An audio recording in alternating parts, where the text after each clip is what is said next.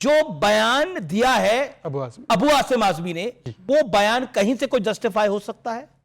हमीद जी, ये टेररिज्म का सबसे घटिया जस्टिफिकेशन है। अभी तक हमने देखा एक जमात क्या बोलती थी, गरीब होते तो आतंक करते हैं, पढ़े लिखे कम होते तो आतंक करते हैं। अब बोलते हैं कि नाइंसाफी, इस देश में सबसे ज्यादा नाइंसाफी कश्मीरी पंडित के साथ हुई। कभी सुशील पंडित ने बंदूक उठाई, कभी ललित अंबिरदार ने पंडित उठाई। ये परिस्थिति नहीं, ये परिवरिश और सोच का मामला है। दूसरी बात मैं पूछना चाहता हूं, अभी उन्होंने अबू आजमी का एक थोड़ी बयान है, याकूब मेमन की पैरवी सुनिए कैसे करते हैं। यार याकूब मेमन की जमानत हो गई होती तो शायद ये केस और अच्छा होता। और अब इसीलिए मैं बड़े, और फराज तो मेरे अच्छे मित्र है, बड़े शालीनता से एक राष्ट्रीय प्रवक्ता होकर, वो भी नेता है, मैं उनसे पूछना चाहता हूं, अबू आजमी ने जो कवर फायर याकूब से लेकर आज दिया है, उसका खंडन वैसे ही कीजिए जैसे रिजवान ने अभी खंडन किया है नथुराम गोडसे का। चलिए, रिजवान को साधुवाद उसने कर दिया, अब उस विषय को छोड़ दो। अब फैज फराज साहब, मेरी सीधी चुनौती आपसे कि जो सीरीज ऑफ बयान आए हैं, including the statement of mister Abu Azmi, उस पर आपका क्या स्टैंड है? और करुणा सागर जी, आपसे एक सवाल मेरा यह है कि अनुमा आचार्य का स्टैंड आपकी कांग्रेस का स्टैंड है या नहीं है? ओके, सागर साहब से पूछा और फराज किदवई से पूछा। पहले फराज साहब, पहले फराज किदवई जवाब। अबू आसिम आजमी पे जवाब, नाइंसाफी हो रही है? देखिए अमीर जी, मुझे अनइंटरप्टेड बोलने दिए। बिल्कुल दिया मैंने 50 हमारे राष्ट्रीय अध्यक्ष आदरणीय अखिलेश यादव जी का मैंने आपको बयान बता दिया। दूसरी बात मैं ये बोल रहा हूं कि कुरान में सूरह मैदा में आयत नंबर 32 में यह सीधा लिखा हुआ है कि अगर किसी एक बेगुनाह को आप मारते हैं तो पूरी इंसानियत का आप कत्ल करते हैं। तो जो भी ये आतंकवाद है, या जो भी लोग आतंकवादी फैला रहे हैं, चाहे वो डॉक्टर हो, चाहे इंजीनियर हो, चाहे जो लोग भी हो, हम उसकी मजम्मत करते हैं, उनको फांसी पर लटका दीजिए। अबू आसिम आजमी के में क्या बोलेंगे? वो नाइंसाफी की बात कर रहे हैं, तो शायद वो नाइंसाफी की बात कर रहे हैं। नदवी आपके मेंबर ऑफ पार्लियामेंट कह रहे हैं कि चुनाव का मौका होता है तभी ब्लास्ट हो जाता है। नदवी मौलाना है, नदवी मौलाना मेंबर ऑफ पार्लियामेंट है, दोनों आपके बड़े नेता हैं। सुनिए अमीर जी, सुनिए, चुनाव को अखिलेश जी ने बोला था कहीं ऐसा तो नहीं है वोट पड़ने जा रहे हैं। अखिलेश जी सबसे बड़े नेता है। मैं बता रहा हूं, उस पर आ रहा हूं, मैं बता रहा हूं सर।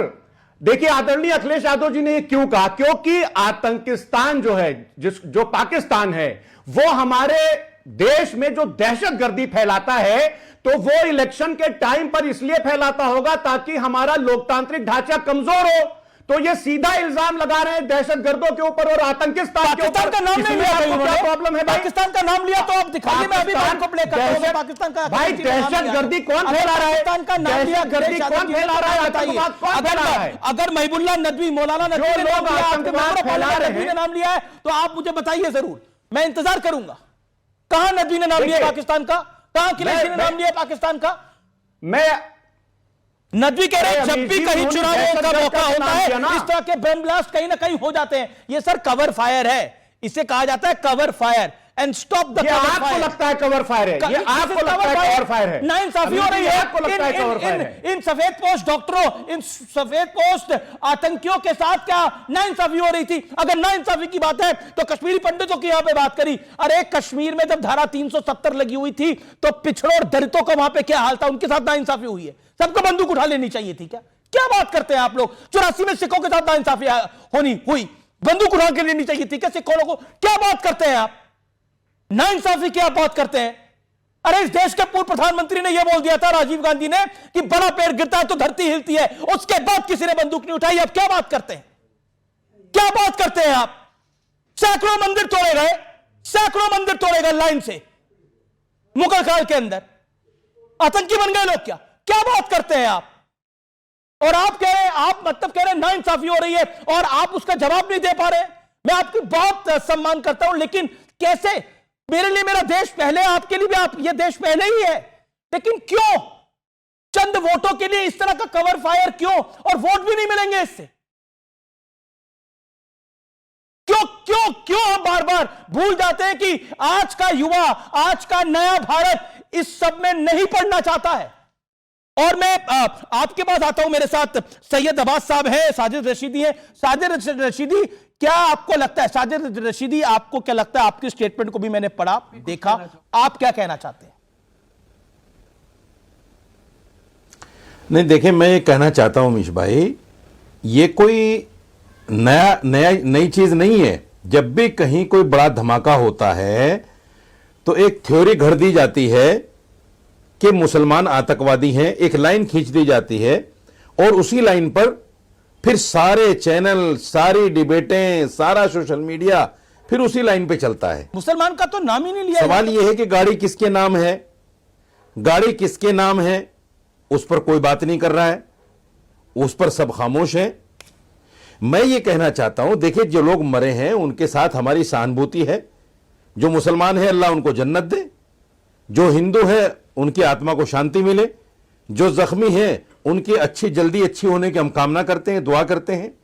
लेकिन मैं फिर कहता हूं, ये बार बार जो कहीं ना कहीं मुसलमान हिंदू मुसलमान के साथ आप जोड़े, किसी ने जोड़ा नहीं इसको। ये कब तक चलेगा? तो पकड़े जा रहे हैं एनआईए, सुनिए, अरे सुनो तो भाई, एनआईए का स्टेटमेंट आया है, उन्होंने कहा है कि हम धर्म या संप्रदाय के नाम पर जांच नहीं कर रहे हैं, हम सबूतों के नाम पर कर रहे हैं। तो टीवी वाले बार बार चेहरा क्यों दिखा रहे हैं भाई? मीडिया ट्रायल क्यों हो रहा है? उमर पकड़ा गया है तो मैं उमर थोड़ी बना दूंगा। कहा था, सुनिए, अब पकड़ा उमर गया है, अरे सुनो मेरे भाई, पकड़ा उमर गया है, पकड़ा डॉक्टर आदिल गया है, तो मैं अंकित थोड़ी बना दूंगा उसको। मैं कैसे बना दूं उनको, आप बताइए। अमीश भाई, डॉक्टर मुजम्मिल पकड़ा गया है, मैं डॉक्टर मुजम्मिल को मोहित कैसे बना दूंगा? बताइए ना कैसे बनाऊं? अरे मैं पूरी कर लूं भाई साहब, आप क्या नाम क्यों बता रहे हैं? सुनिए, हम तो आतंकियों के नाम बता रहे हैं, धर्म क्यों देख रहे हैं भाई? सुनिए, आप सुनाइए। अरे सुन तो लो मेरे भाई, सुप्रीम कोर्ट ने कहा था कि मीडिया ट्रायल से बहुत सारे लोगों की जो उनके साथ जुड़े होते हैं उनकी भी जिंदगी खराब हो जाती है, और ये सत्य है। ठीक है, जो लोग 30 साल में, 35 साल में, 15 साल में, 20 साल में बाइज्जत बरी हो रहे हैं, क्या करेंगे आप उनके लिए? ओके, एक रिजवान को आतंकवाद के नाम पर पकड़े जा रहे हैं।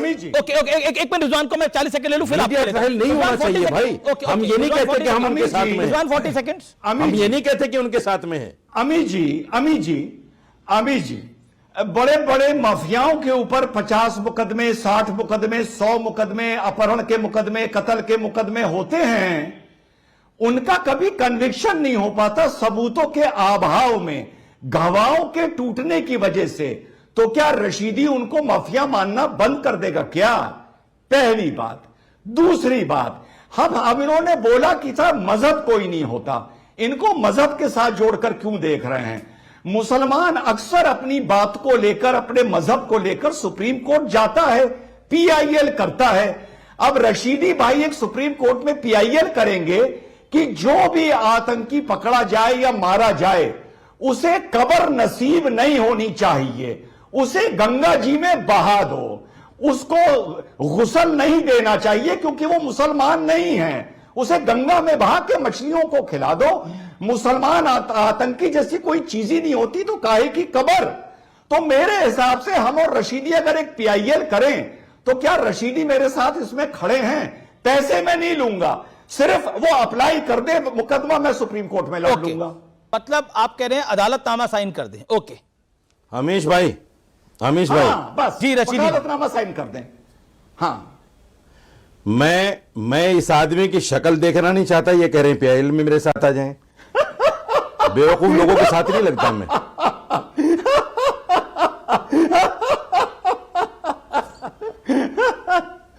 पर इसमें आप ही ने बोला कि उनको धर्म नहीं, फिर आतंकी का अगर कोई धर्म नहीं होता तो एक जो लॉजिकल बात है, अगर धर्म नहीं होता तो क्यों फिर इन सब चीजों में भी नहीं पढ़ना चाहिए?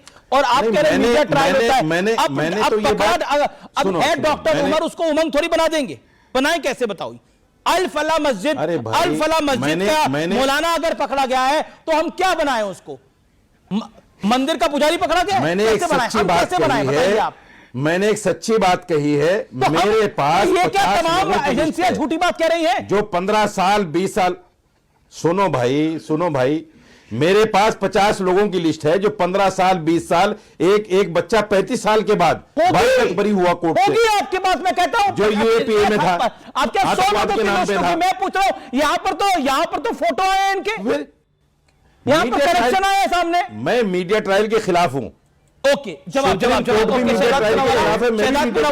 आंसर करुणा सागर वंशु आंसर। जो लोग ये कह रहे हैं, वैसे तो इनका कहना होता है कि आतंक का कोई धर्म नहीं होता, ये हम भी मानते हैं, पर एक धर्म के आतंकी के लिए ही ये लोग पैरवी करते हैं, धार्मिक और वोट बैंक के आधार पर। और इससे पहले पूछिए, जब हिंदू टेरर बिना एक सबूत के बोला गया तब किसी ने विरोध नहीं किया, उल्टा साध्वी प्रज्ञा को बिना कोई केस के भी कन्विक्ट करके बोल दिया कि टेररिस्ट है, तब दूसरा स्टैंड ले लेते। दूसरी बात मैं पूछना चाहता हूं, अरे भाई अमीश जी और टीवी चैनल को गाली देने से अच्छा जैश ए मोहम्मद नाम रखा है, लश्कर ए तैयबा, अल कायदा, मुझे बताइए ना कि कितनी सारी तंजीमों ने एक स्वर में हजारों फतवे निकालकर कहा है कि हम इसका खंडन करते हैं। तीसरी और आखिरी बात, जस्ट लास्ट बात, देखिए असलियत में क्या हो रहा है कि वोट बैंक के नाम पर जिस प्रकार से कवर फायर दिया जा रहा है, और मैं सिर्फ एक चीज फिर से करुणा सागर जी से पूछना चाहता हूं, करुणा सागर जी, क्या अगर आप भी मानते हैं फराज जी की तरह कि यह पाकिस्तान द्वारा प्रायोजित आतंकवादी है, तो फिर क्यों आपकी ऑफिशियल स्पोक्सपर्सन और नेता कह रहे हैं कि यह साजिशन किया गया है चुनावों से पहले और यह दिल्ली पोल्यूशन से ध्यान भटकाने के लिए?